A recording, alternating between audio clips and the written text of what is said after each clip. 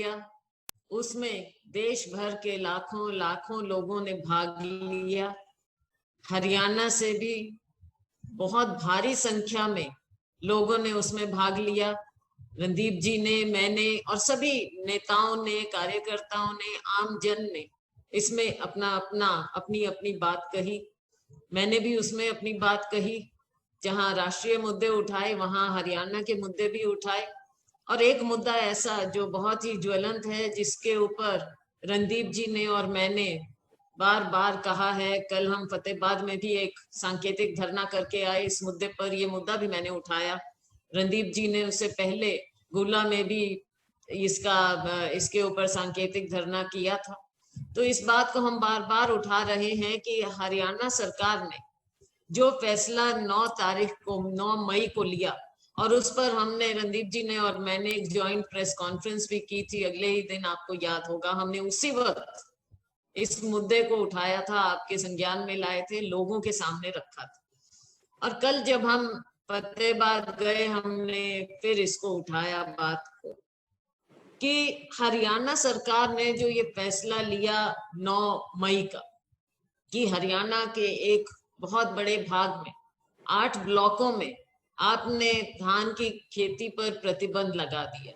आपने पंचायती जमीन पर जो पट्टे पर लेता है गरीब किसान, उस पर प्रतिबंध लगा दिया।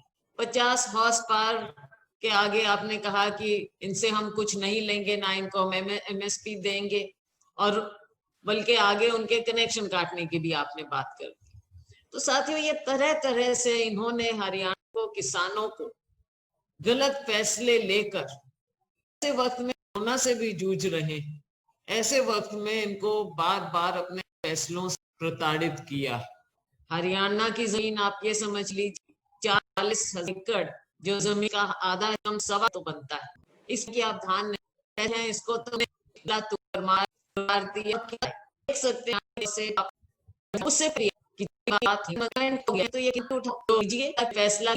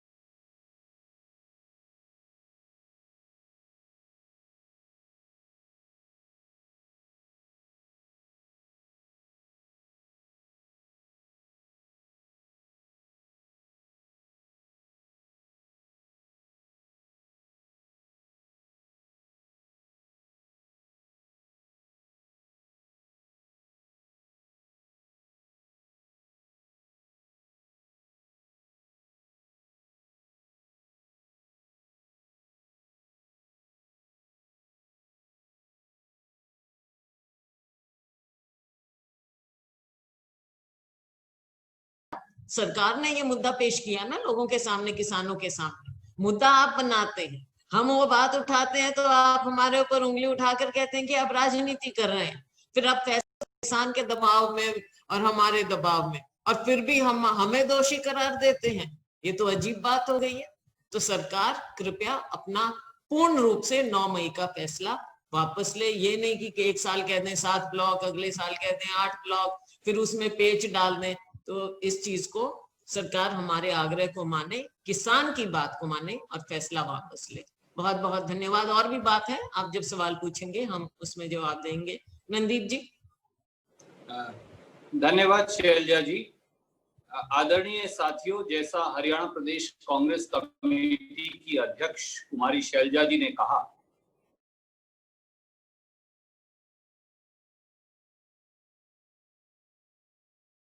ये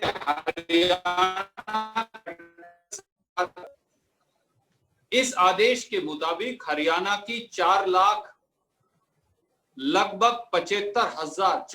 और 75,000 एकड़ किसान की मलकियत की भूमि में धान की खेती पर प्रतिबंध लगाया गया।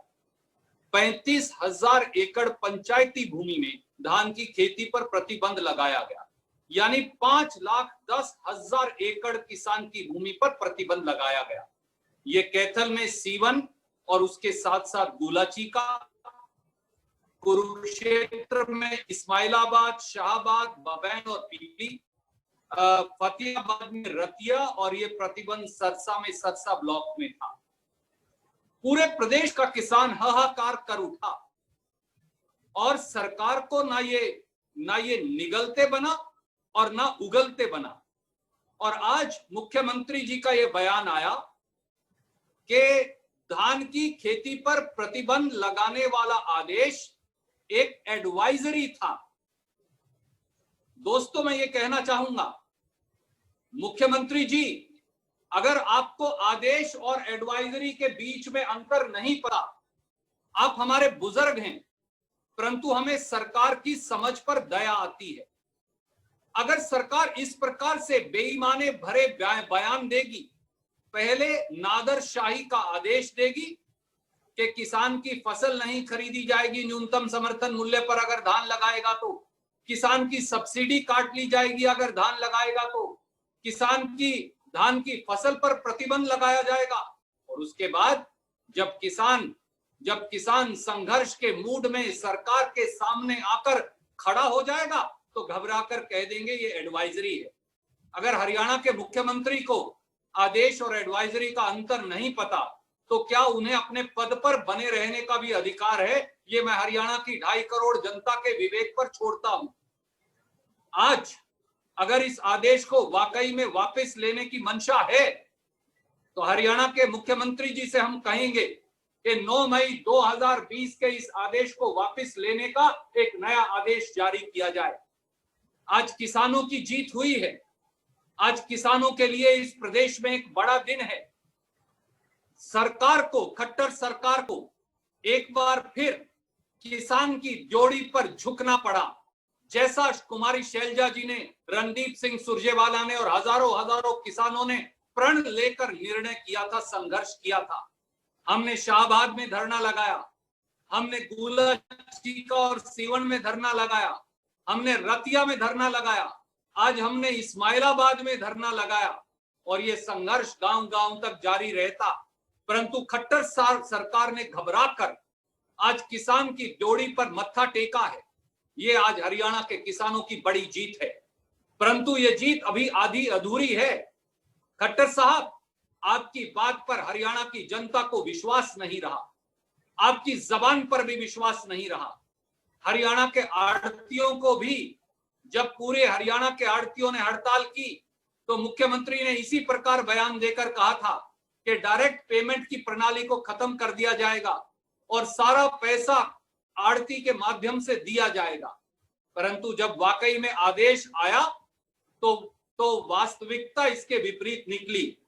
आदरणीय खट्टर साहब, मैं बड़ी विनम्रता से कहता हूं, शैलजा जी और मेरी तरफ से, आज किसान की जीत का दिन तो है, पर आपकी विश्वसनीयता खोने का सबूत का दिन भी है। आज ना केवल 9 मई 2020 का काला आदेश वापस लीजिए, ये एडवाइजरी नहीं आदेश है, और इस सरकार के आदेश को आपको वापस लेना ही पड़ेगा। और इसके साथ साथ हरियाणा के मुख्यमंत्री श्री मनोहर लाल खट्टर को और उनकी सरकार को हरियाणा के किसान भाइयों से माफी मांगनी चाहिए कि उन्होंने ऐसा नादरशाही और हिटलरशाही भरा किसान की धान की खेती पर प्रतिबंध लगाने वाला आदेश जारी किया। हमारी मांग बड़ी सीधी है। नंबर 1, खट्टर सरकार 9 मई 2020 का ये आदेश जो एडवाइजरी नहीं, इस आदेश को वापस ले। मुख्यमंत्री श्री मनोहर लाल खट्टर और दुष्यंत चौटाला जी हरियाणा के किसान से माफी मांगे। तीसरा, पंचायती जमीन पर धान न लगाने का तुगलकी आदेश फौरन वापस लिया जाए। चौथा, भूजल का गिरता स्तर हम सब के लिए चिंता का विषय है, इसलिए 450 करोड़ रुपए की लागत से बना दादूपुर नलवी नहर रिचार्ज पानी रिचार्ज प्रोजेक्ट, उस नहर को दोबारा चालू किया जाए और बल्कि उसे खींचकर आप बीबीपुर लेक पेहवा तक लेकर जाइए। ये हमारी 4 मांग है। उम्मीद है खट्टर साहब 9 मई 2020 का आदेश भी वापस होगा, पंचायती जमीन पर धान लगाने का प्रतिबंध भी वापस होगा, और हरियाणा की सरकार और हरियाणा के मुख्यमंत्री माननीय खट्टर साहब हरियाणा के किसान भाइयों से अपने नादरशाही और तुगलकशाही फैसले के लिए माफी मांगेंगे। अब आप कोई भी प्रश्न पूछना चाहें तो शैलजा जी और मैं उपलब्ध हैं।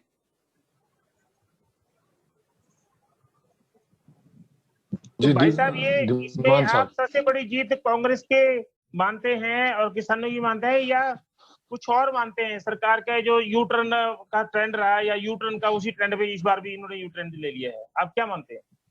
धीमान साहब, कुमारी शैलजा जी ने सही तरीके से कहा कि खट्टर सरकार एक यू टर्न सरकार है।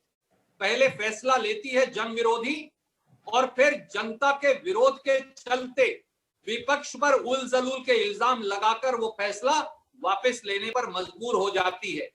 ये जीत कांग्रेस की नहीं, ये जीत शैलजा जी या रणदीप की नहीं, ये जीत कांग्रेस के नेताओं या कार्यकर्ताओं की नहीं, ये हरियाणा के किसान की जीत है। इस खट्टर सरकार को जो जालिम जाबिर सरकार है, हमने कल रतिया में भी कहा था कि हम तब तक चैन से नहीं बैठेंगे जब तक किसान भाइयों की ड्योढ़ी पर खट्टर सरकार को झुका नहीं देंगे, और आज खट्टर सरकार को झुकना पड़ा। अब हमें उम्मीद है कि 9 मई 2020 का लिखित आदेश वापस होगा, और इसके साथ साथ धान की खेती पर पंचायती जमीन पर प्रतिबंध वापस होगा, और Dadupur Nalvi recharge canal project दोबारा चालू होगा। यही सही रास्ता है। धन्यवाद। पवन जी हैं सर, जनता न्यूज से। सर पवन जी। पवन जी, कुमारी शैलजा जी आपके सवाल का जवाब लेंगी। Please highlight. अनम्यूट कर लीजिए। पवन जी पूछिए सवाल प्लीज।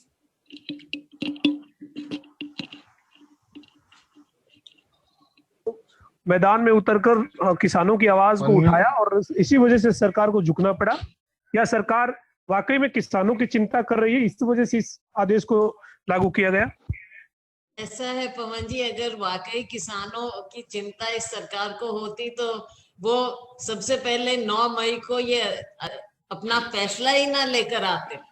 किसानों की कोई इन्हें चिंता नहीं है। ये तो जब किसान उठ खड़ा हुआ, सड़क पर आ गया, तो ये हमारी बात नहीं है। हमारे क्या है, हम तो विपक्ष की पार्टी है लेकिन जिम्मेवार पार्टी है।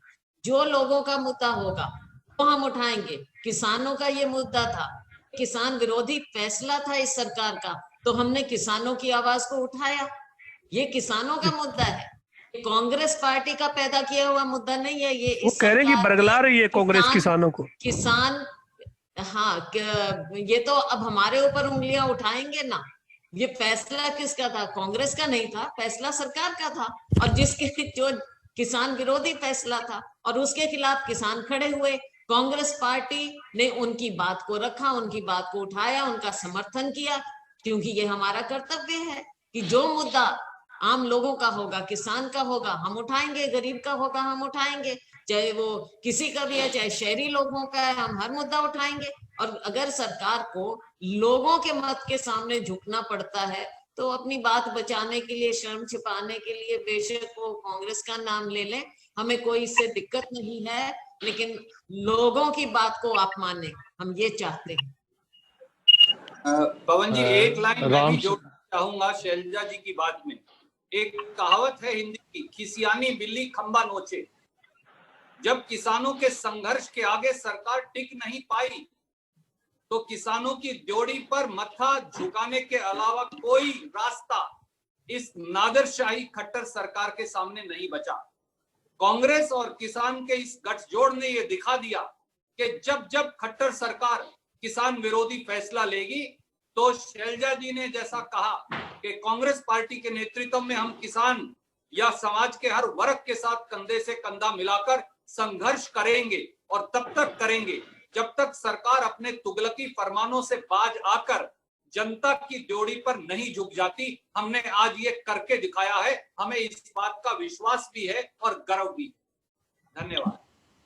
नमस्कार रणदीप जी। सर राम सिंह बराड़ जी। सर नमस्कार बराड़ साहब। ये जो फैसला था सरकार, उसके दो पार्ट थे।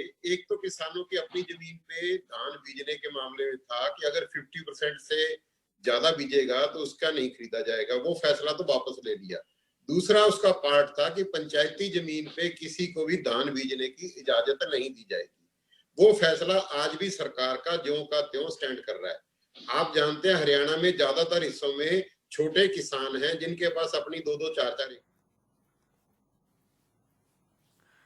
तो रणदीप सुरजेवाला और कुमारी सैलजा को आप इस वक्त सुन रहे थे। साफ तौर पर कहा कि सरकार के फैसलों से किसान परेशान हैं, सरकार देर आई दुरुस्त आई। साफ तौर पर उन्होंने सरकार की विश्वसनीयता पर भी सवाल उठाए हैं। कहा कि सरकार किसानों पर पूरी जिम्मेदारी डाल रही है। इस वक्त की ये बड़ी जानकारी आप तक पहुंचा रहे हैं, जो कुमारी सैलजा और रणदीप सुरजेवाला भी प्रेस कॉन्फ्रेंस के दौरान तमाम बातें सरकार को लेकर उन्होंने कही हैं। फैसलों पर पलटने से विश्वसनीयता खत्म होती है।